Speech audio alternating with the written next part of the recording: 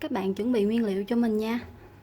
Đầu tiên thì mình sẽ có là cà phê đen hòa tan. Thì mình đang sử dụng là Nescafe. Các bạn có thể sử dụng loại cà phê khác vẫn được, nhưng mà phải là cà phê đen hòa tan nha. Và mình sẽ có đường. Thì đường ở đây mình sẽ sử dụng là tầm khoảng 2 thìa cà phê đường. Nếu như bạn nào mà không có dùng đắng được á thì mình tăng đường lên từ 3 cho đến 4 muỗng nha. Còn mình thích ăn cái vị đắng đắng, mình cho 2 muỗng cà phê thôi. Còn đây là nước ấm. Nước ấm này á, thì mình sử dụng là 4 thìa cà phê nước ấm ha. Còn đây là sữa tươi, thì các bạn có thể sử dụng sữa tươi có đường hoặc sữa tươi không đường, thì tùy theo cái khẩu vị của nhà mình nha. Rồi, thì nguyên liệu rất là đơn giản. Bây giờ chúng mình sẽ bắt đầu làm nha. Các bạn sẽ cho vào đây gói cà phê đen hòa tan nha.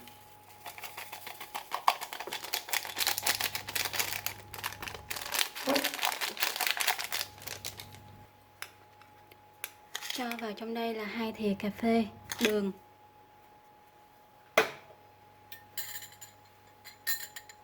Bốn thìa nước ấm.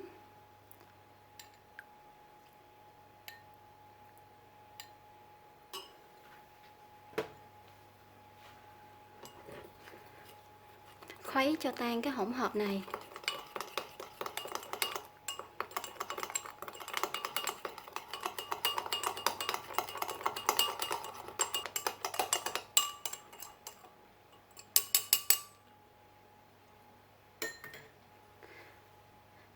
Sau khi cái hỗn hợp của mình nó đã tan đường rồi á, thì các bạn sẽ dùng máy đánh trứng và các bạn sẽ đánh cho nó bong lên nha. Mình sẽ đánh ở tốc độ thấp nhất là số 1 nha.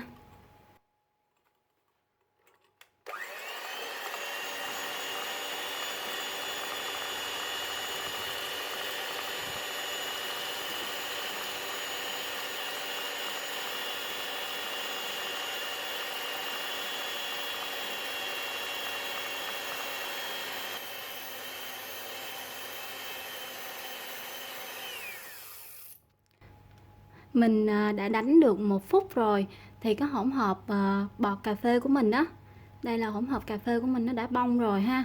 Nó bong xốp mịn. Rồi, bây giờ mình sẽ ngưng đánh. Còn nếu như các bạn nào muốn nó bong nữa thì mình đánh thêm một chút xíu nữa nha. Còn bây giờ là mình đã thấy là nó đã bong rồi. Các bạn úp xuống nó không có chảy nè. Và trên cái đồ đánh trứng của mình nó có tạo ra một cái chớp ha. Đó, rất là dẻo. Rồi bây giờ mình sẽ cho vào trong ly và uống thôi nha. Chúng ta sẽ cho đá vào trong ly.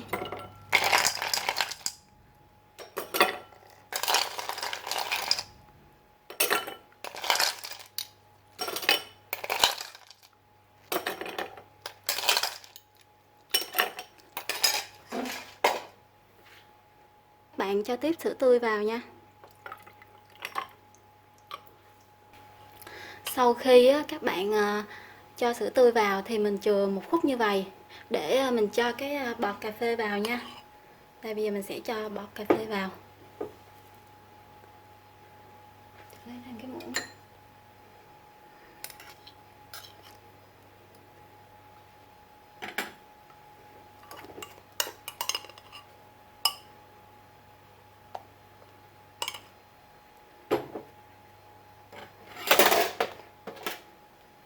Cái hỗn hợp của mình rất là dẻo nha.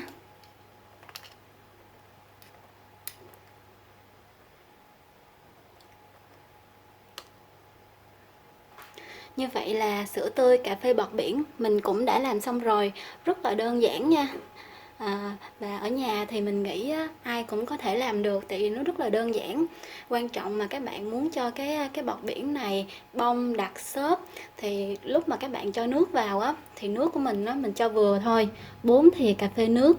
Và cái nước của mình nó chỉ ấm ấm thôi, các bạn đừng cho nóng quá là khi mà các bạn đánh lên á, nó không có bong nha, mà nó sẽ hơi chảy nước, nó hơi nhão một chút á. Còn mình là mình cho nước ấm.